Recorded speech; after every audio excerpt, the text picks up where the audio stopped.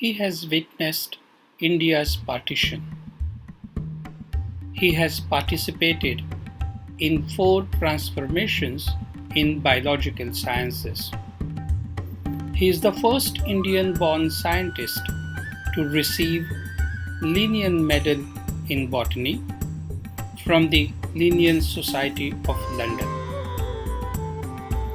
In his 80s, he is as active and dynamic as 18 years old can be. He loves Bollywood and he has a great passion for photography. My guest this week on Vishwas in Conversation is Professor Kamaljit Singh Bawa.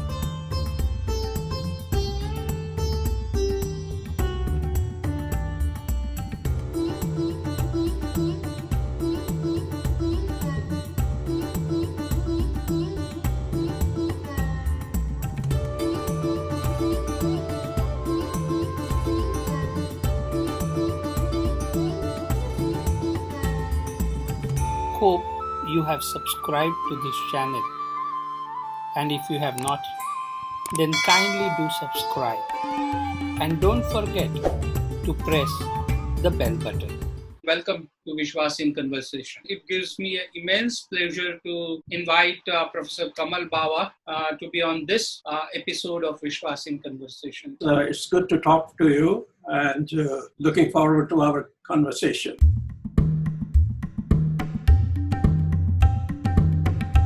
Let's talk about the early days. How were those days? Yeah, I come from a middle-class urban family in Kapurthala. I would say the early life was pretty unremarkable. What I remember is my very secular upbringing. My mother came from a Hindu family and my father was a clean-shaven Sikh. It was a very good experience to grow in a home where different cultural traditions and religious traditions are practiced. I am not a very religious person, but I do remember my religious upbringing. And of course, later on, I was to marry somebody who is a Buddhist.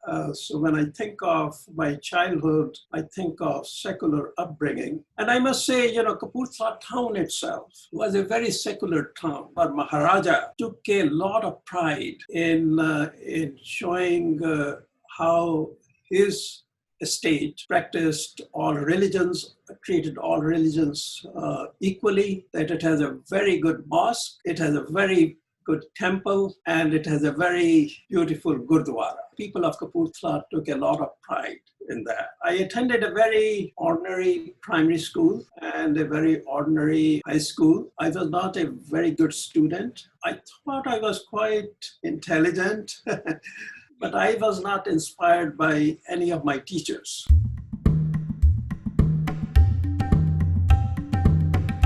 I do remember my childhood days spending my vacations with my uncles in Indore. And that was a very, very different setting. And I think I was greatly inspired there by my maternal grandfather. My maternal grandfather, he was, I think at that time in his late 70s. But as you know, people at that time in 70s really took sannyas. My uncle lived in a very big bungalow.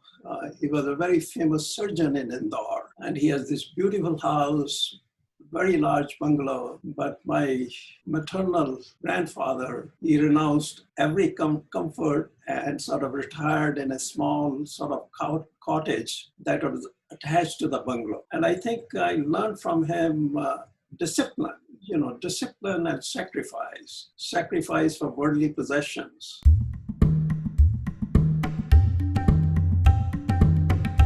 Similarly, I was to some extent inspired by my paternal grandfather too. I never met him. He died before I was born, but I was raised in a house he has built. My paternal grandfather was private secretary to the Maharaja of Kapurthala. So I could see, he led a sort of a aristocratic life. I could see almost the entire downstairs of our house was devoted to his personal use and his personal aids. And I could see possessions. And so I found it very striking, the balance between my paternal grandfather, aristocratic, many worldly possessions, and my maternal grandfather, very ascetic life. And I think they both inspired me, that it is possible to lead a very good life.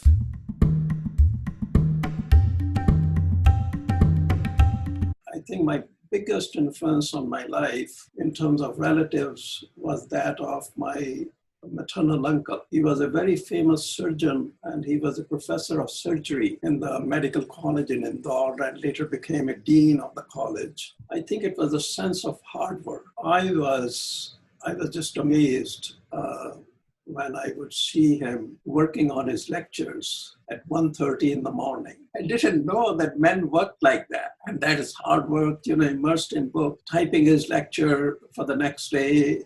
And his life too was very disciplined. He will get up in the morning and go to college, give the lecture. Afternoons were devoted to surgeries, and the evening was spent with the families. And I think from him, I learned, this hard work, and I think dedication to your profession. And you aim for very, very high. It is possible to do that. You have no limits in terms of, where you can reach.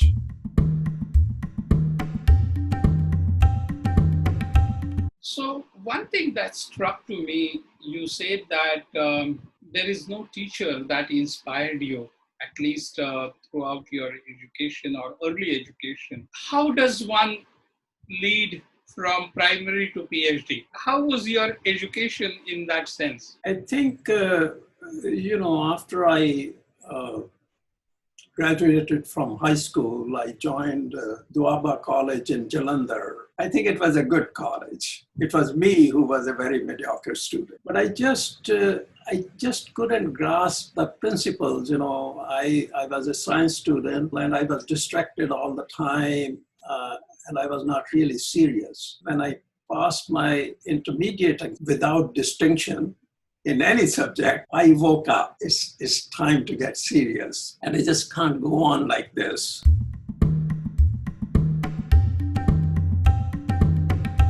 And then I went to Khalsa College, Amritsar. I think that was an experience. I remember my first day in Khalsa College, the impressive building. I'm talking about late 50s. And I was awed by that whole campus. And I said, this is really something special.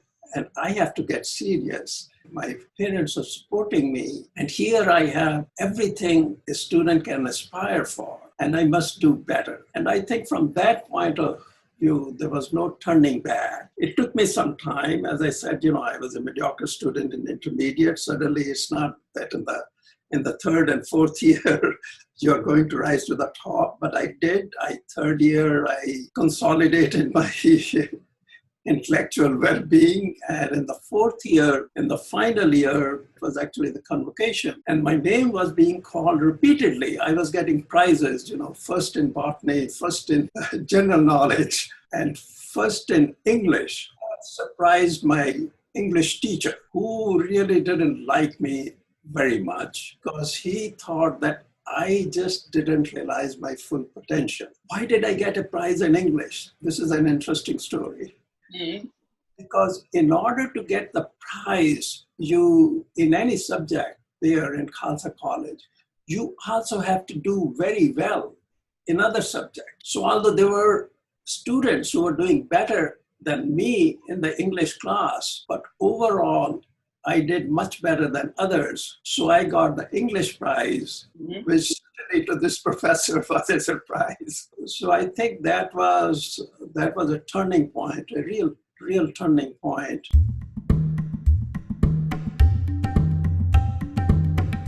In Khalsa College, the university botany department was housed because when India was divided, Punjab was divided. As you know, Punjab University was in Lahore. And so the Indian part of Punjab was left without a university. So after partition, the university departments were housed in premium colleges throughout the state. For example, botany department was housed in Khalsa College, Amritsar, and then it was in 1962 when the Punjab University campus was established in Chandigarh that all the departments came together. So when I was in fourth year in Khalsa College, I remember on third floor there was a botany department of Khalsa College. Very big department. I was just amazed. There were 7 or 8 faculty members at that time in the botany department. And then there was another botany department. And I couldn't understand what is going on. There's the Khalsa College botany department. And then you go to the other hallway and there's another botany department. And then later on, I came to learn, that's a postgraduate university botany department. So this university botany department really looked awesome. People with their white coats moving around, they look different. It seemed to me that they are doing very important work. And it was clear to me that I wanted to be one of them. And that led then me to seek admission in the postgraduate botany departments.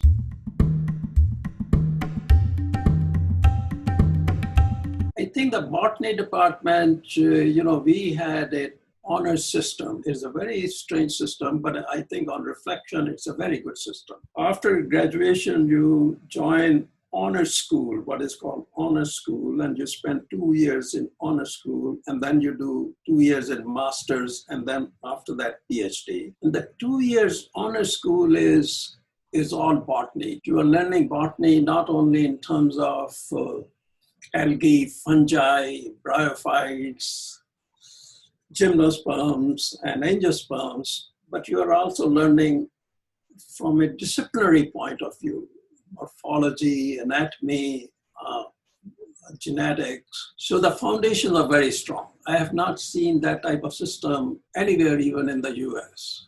That laid a very, very strong foundation. And as a result, I could have worked on bryophytes, I could have worked on ferns, anything on morphology or anatomy. Even now, if I have to switch fields, it's not a problem.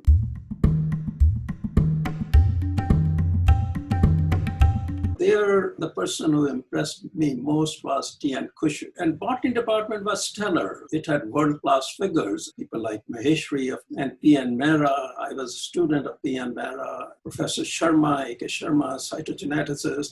What a group of people in terms of their intellectual wherewithals and in terms of their knowledge. For me, it is absolutely orgasmic to listen to these names because many of them I have not met, but I know them through their work.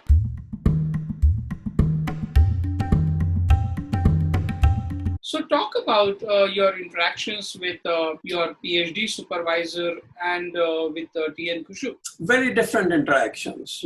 I took courses with Kushu. I was a student of Professor Mehra for PhD, but Kushu was my favorite teacher. And for Kushu, I was his favorite student. I remember discussing our grades. So one day there was a discussion, how come? How could Bawa be number one? He did so poorly in that exam. And then somebody said, don't you know, Kushu is going to give him 150 out of 100. Professor Mehra, he was a very busy man. He was chairman of the department. His interaction with students was when you're assigned to him as a mentor. So I was assigned to Professor Mehra. I went to his office and he spent a minute with me and he said, you will work on cytogenetics of orchids in Northwest Himalaya. I said, yes, sir. And you leave the office and you wonder, what was that all about? How do I begin? Where do I go? And then, of course, your older students, the cohort, that comes handy. They tell you what you're supposed to do. But then I will go to Kushu, with whom I had taken courses, and then Kushu will tell me in detail how I should proceed. And so I maintained a very good relationship with Kushu. I always idealized Kushu, even before I met him. When I used to be in Khalsa College in the BSc, I used to go to Botanical Garden, and then behind the bushes, I would see this man, again in white coats with forceps and scalpels in his hand, making cross-pollinations. I had no idea what he was doing, but it looked that he was doing something very important. It was an image in front of me of a scientist, and he's so dedicated, and I was greatly impressed. So I had a great respect for him. I learned a lot from him. And also Kushu led very simple life. He spent, later on, I was to learn almost half his salary on books. I think he certainly has been perhaps the most influential person in my life.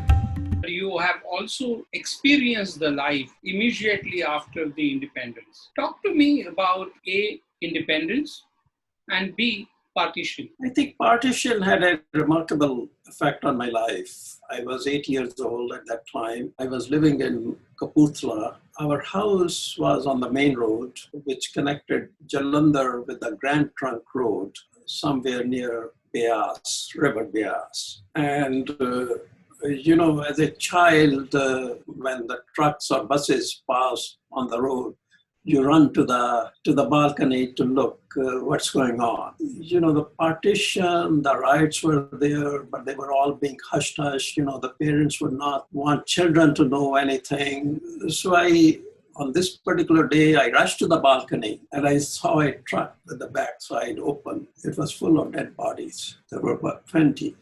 That was shock. I was a very protected child, and I've never seen a dead body. And there it was. I used to hear how the dead bodies were taken and dumped in the rivers and so on and so forth. And then soon after that, people came with nothing. And again, these refugees in big caravans, will come on the road. And then, looking at those sights was just very distressing and very unsettling. I have very vivid memories of partition. And then later on, a lot of pride. I think then I would go much later, 6-7 years ago, 6-7 years after that, in 54, 55, I would go to Delhi and I could see Delhi is developing. I would hear stories of refugees, how they have come and made a life for themselves, and the determination and resilience. And then, of course, when I left India, Delhi was just developing at a very, very fast. So it was, you felt a certain degree of pride.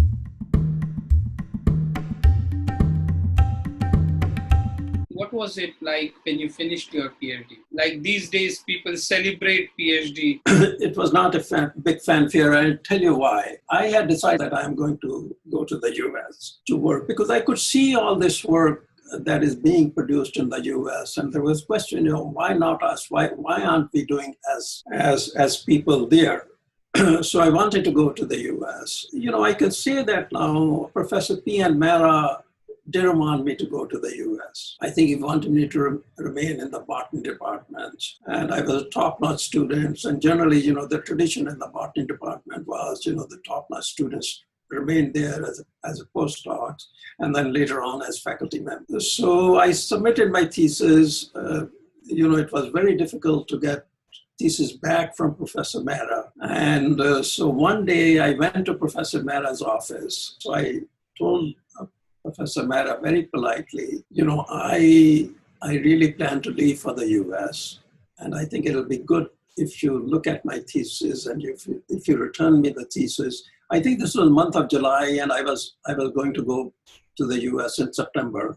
I had arranged for a fellowship in the US, sort of postdoc fellowship. And so I would really like you to return my thesis within the next couple of weeks. And he looked at me. It was something not very easy to say. He said, well, I will try. I said, Professor Mehra, thesis or no thesis, I'm going to leave in August. Then suddenly, it was amazing. He asked me to sit down. A person who sat outside his office, used to set up tea for him at 4 p.m. And, I don't know whether you have heard about Professor Mehra or not. He was like an aristocrat. 4 o'clock, tea must be served. It's not on his desk, on the tablecloth must be placed. Tea must come with a tea cozy. And he said, 1 cup for Kamal. I was shocked. He invited me for tea. I I had tea. By the time I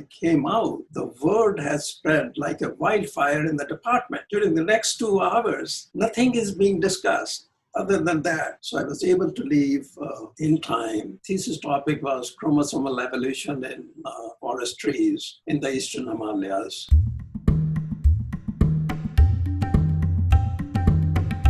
At that time, the area that was coming up was forestry breeding and genetics. And I wanted to do some applied work, really applied work, and come back and continue that work in India. You know, I was aware of the forest wealth of India. So I went to the University of Washington, Seattle to work with Stettler, Rainey Stettler, who again had a lot of influence on me, because from him I learned the empirical approach, experimental approach, how to conduct experiments, how to worry about experimental design. You see, my previous work, field work in India, was just all field work, just going and collecting things, collecting specimens and collecting flower buds for chromosomal work and all that. It was not experiment. You know, you didn't set up experiments. You take your PhD degree and you really don't know, though you're not taught anything about experimental design, you're not taught about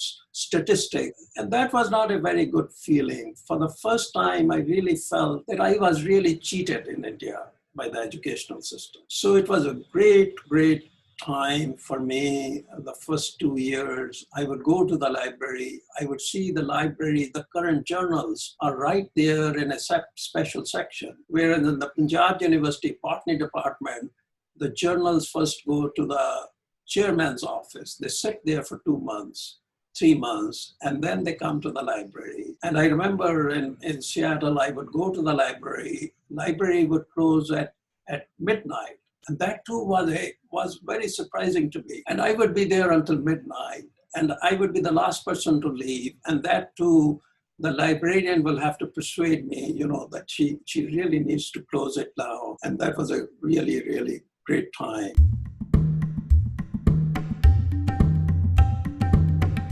But I wanted to bring you back. You were 27 years old when you left to UK, to USA? Yes, somewhere. Yeah, I think so, 28, yeah. Talk about the contrast in lifestyle. The lifestyle was very, very different. First day to the College of Forestry, and I went in my suit and tie and my Oxford shoes and to meet Stettler, and I see him, you know, dressed very casually. And so it didn't take me more than 1 day to realize that this is not the way to dress in the US. And second was, of course, immediately the accessibility, you know, that I could talk to him anytime, and Stettler himself could call the dean by his first name, and just the informal atmosphere. That was really a great learning. You know, the openness of the system, real honesty, you know, differences, people have differences, people discuss differences in the proper fora. Once you leave the room, you don't worry about those differences. You don't bring them back. And that's another thing, you know, which I quickly learned, that once the issues are settled, they are settled for all time to come. You don't bring them back. I think it was a great experience.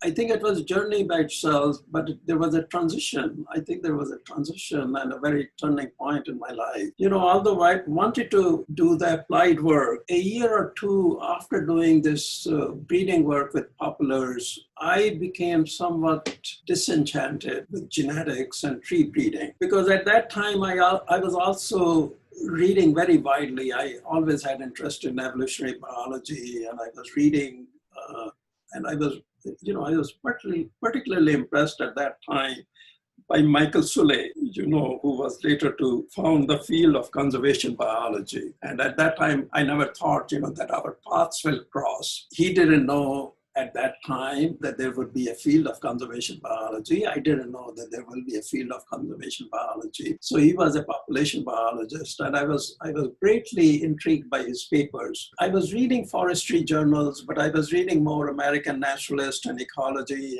and Evolution. And I wanted to really go back to tropical ecology. And I realized also, that in tree breeding and tree genetics, yes, you are creating new knowledge, but mostly you're applying the knowledge. And at that time, OTS was coming up. It's a consortium of 50 American and Central American universities. As you know, the Americans generally have been late entrants to the study of tropical biology. So people from the US did most of their work in Panama, where Smithsonian Tropical Research Institute is located, an arm of the Smithsonian Institution. And then they mostly worked in Costa Rica. So this organization was coming up, OTS. The dean of our College of Forestry in Seattle was the president of the OTS. So he called me in his office once and he said, look, you have worked in the tropics in India. Why don't you join us doing some work in Costa Rica? And he said, we are submitting a proposal to NSF, and you can also submit a small component of things that might interest you. And it was funded, and then I started working in Costa Rica. And the first experience in Costa Rica, that was very unusual. I learned a lot of things there too. And one of the things I learned there was how to do really field work. And, you get up 5:30 in the morning as the sun rises and you get to work, without worrying too much about breakfast or anything. And you continue working until sunset. And it was a very unusual experience. And the person who greatly taught me was my colleague, Gordon Franke, who was a terrific field biologist. And I must credit him showing me how to do field work. I think Costa Rica was very good from that point of view too. And the tremendous diversity of life. I had worked in Indian forests, but Indian forests, as you know, they are not really as diverse as Central American forests. And this was again another world opening for me. The experience of going up in the crown of a very large lecythus tree, climbing trees, and getting into the canopy of trees was inspiring, aroused all sorts of curiosity, unbelievable experience.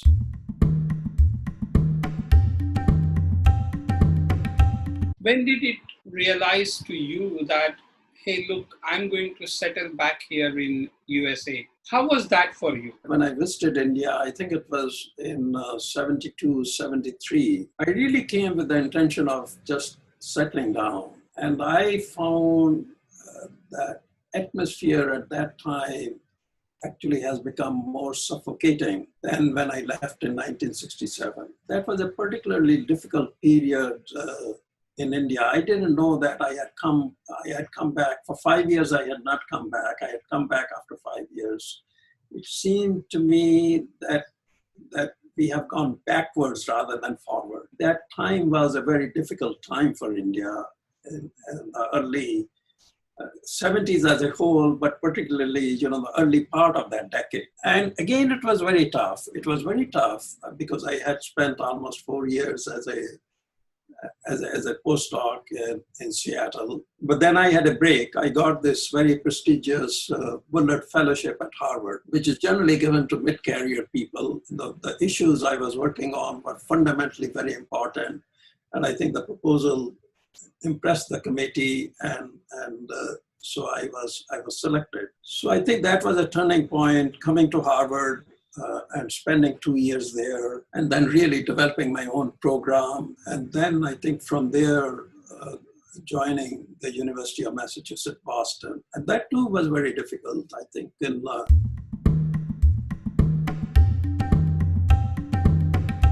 I joined the University of Massachusetts, Boston in 74. It was a very tough period in the US too at that time. The jobs were very hard to come by. And I would get interviewed by top-notch universities, but I will not get the position. And I think this is important. I want to tell everybody that sometimes I think the dividing line between success and failure is very thin. It was not going to be a failure in any way, if I didn't get a position. It was a very difficult situation for me. And then suddenly I had two offers just in the same week. And I was interviewed at one university. I don't want to name the university, a very, very leading university. And then the University of Massachusetts, Boston, offered me a position just a day after the interview. 3 days later, this other university where I had interviewed earlier offered me the position. That would have been my choice, but I told them that I have already accepted the position.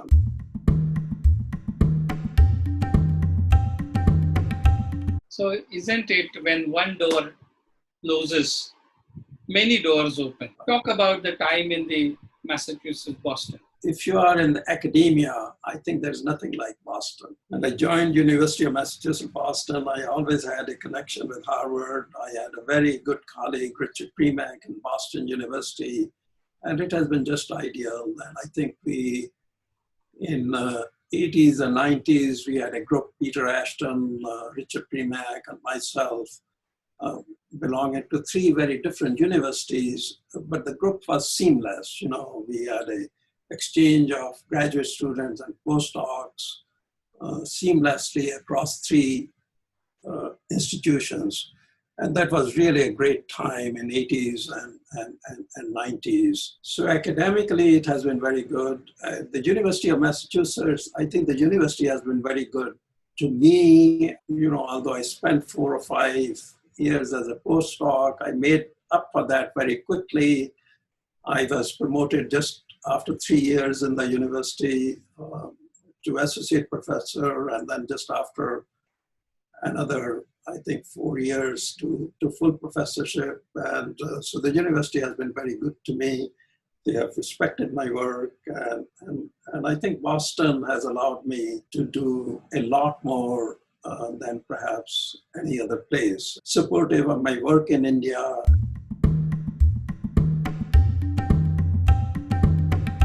I think the turning point in my life was May 12, 1962. I left for Darjeeling with a colleague of mine. Professor P. N. Mehra has gotten a grant, PL 480 grant, a very handsome grant, to study trees of the northeastern India, or the Himalayan trees, I should say. Yeah. For the Himalayan trees, he divided the team into 2 sub-teams. My colleague Amar Singh Hans and I, we were to go to eastern part of the Himalaya, and Professor P.K. Khosla, you might know, and Professor Kamaljit Singh were to go to the Western Himalaya. So we took this train from Siliguri. After reaching Siliguri to Darjeeling at 1:30 in the afternoon. Around 2:15, the train passes through Sukna and start climbing the hills. My God, it was a different world. I've never seen that world. It was a rich tropical forest. So it starts at one place just below Tinsukia. It's drizzling, and there you see the flowers and the trees of different types all around you, the birds, the butterflies. I mean, you feel you are in a totally different world. How do you relate to that? You can't say you are in a very biodiversity rich area, because the biodiversity term was not coined until 1986, right? You can't say you are in a biodiversity hotspot, because the biodiversity hotspot, the concept was not developed. So you were in what is now called biodiversity rich area then? Biodiversity rich area, and since I was interested in trees, and as I said, it seemed that every tree I looked at belonged to a different species, and in fact they were of different species. So I've never seen that type of diversity anywhere. I could say, it's fair to say that I took the decision, this is going to be my life, and this is the diversity I'm going to deal with perhaps throughout my life. And I was very excited about it. I continued working there for 5 years. Yes, I met my wife there in Darjeeling, and then I came to the US and then went back, and then we got married and came back here to the US in 1969.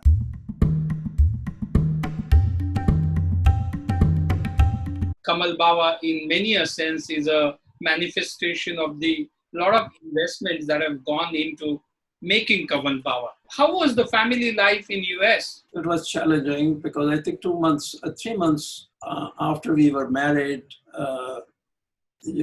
we left for Costa Rica. We arrived in Costa Rica. We were to stay there for quite some time. And then we rented an apartment, and I would go to the field. She will have to be alone, and it was not easy. Coming to a different country, US, and then going to still a very different place. So let me put it this way, it was very challenging. And Costa Rican people are very casual. They have a nickname for everybody. And they don't, if you are from India, they will say you are from India. They will call you Hindu. But that was strange to us. Then I think later on, I think the field work, my field work always has been challenging for her to stay alone for the last almost 50 years, one could say, even after the children have grown. And, the children, it has been difficult for children too. And reflecting back now, I also feel that, there's one thing if I could do again, I would spend more time with my family. Our dialogue continued for an hour more. But then, this is good enough for today. In part 2 of Vishwas in Conversation with Professor Kamaljit Singh Bawa, you would watch Kamal speaking about the challenges in his research career, moments of celebration, establishment of eatery, experience of functioning and dynamic eatery, his thoughts and conception of the National Biodiversity Mission, lessons learned from his own lifescape, his love for Bollywood, and his passion for photography. So stay tuned for part 2 of Vishwas in Conversation with Professor Kamaljit Singh Bawa.